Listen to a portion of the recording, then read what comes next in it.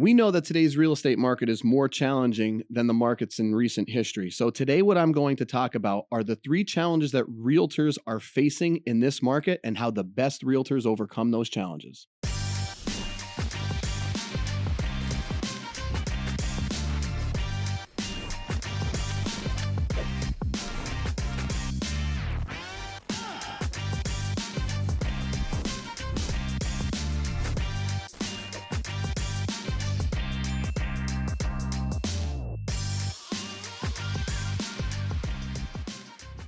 Look, here's what we know. It's not 2020 or 2021 anymore, right? Houses just aren't flying off the market in 12 hours with 37 offers anymore.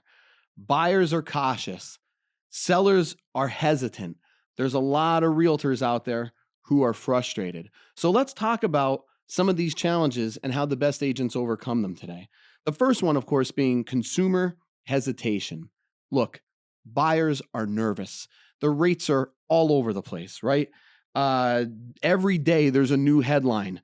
And sellers, well, look, there's a lot of sellers out there who don't want to give up that 3% mortgage, right? And that creates hesitation on both sides for buyers and for sellers. And, for average agents out there, it's easy to say, well, it's tough. People are waiting. It's slow. But that's the type of language that kills confidence. All right. So what do you do when there's consumer hesitation on both sides? Buyers and sellers are hesitant. Again, it's not a buyer's market. It's not a seller's market. It's nobody's market. What do you do in that situation? The best agents educate. When in doubt, lean in on education. Help people understand the market. Break down the math in a real estate investment. Talk about long-term equity with buyers. Show historical trends. Create clarity instead of fear.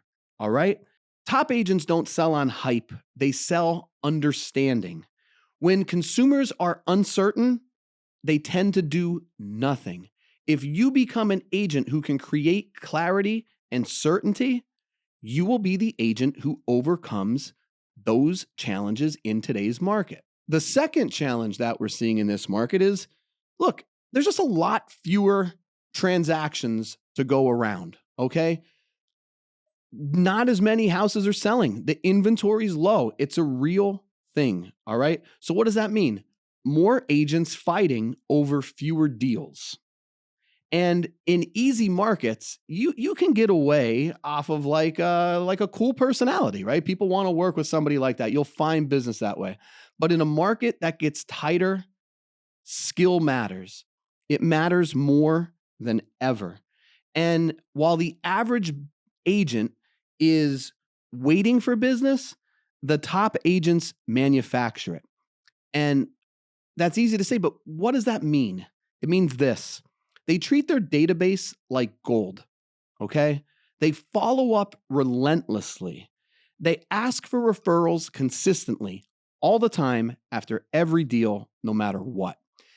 Again, they create content that educates, always lean in on education, and they actually ask for appointments, right? The passive realtor is not being rewarded in this market. There's still plenty of business out there, but the passive realtor isn't getting it.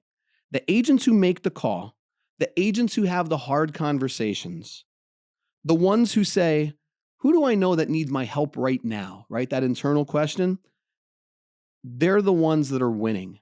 So the pie may be smaller, but the best agents are taking bigger slices.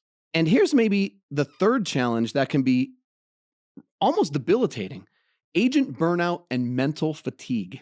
Look, agents are tired, all right? This job is a roller coaster. More houses are falling through than ever before, all right? So you have a client, you get them into a contract, and then that contract falls through. That can break you down. That can hurt. That can have doubt creep in, all right? And at the end of the day, I'd like to say that just ignore it, soldier through, just keep going. But the truth of the matter is, as realtors, look, we're people too. We have emotions. We can get upset. Things don't go our way. It shakes us a little bit. But here's what the top agents are doing to overcome that burnout and that mental fatigue of the roller coaster of what this industry is sometimes. They control their schedule. Their schedule does not control them. They block time for prospecting, for following up. I hate saying it, they treat real estate like a real job, right? They have set schedules and they stick to it. They separate their identity from production, right? A slow month doesn't mean that you're a failure. It means it's time to adjust your strategy to increase production. Look, our February of this year was one of the worst months we had in 5 years, okay? However, I'm not disappointed or upset or worried about that at all, because we're using that as an opportunity to create momentum heading into the spring. One of the reasons we had a slow month, and this could be the case for you, it's been unseasonably cold around here, and there's simply not as many people willing to look, and therefore numbers go down a little bit.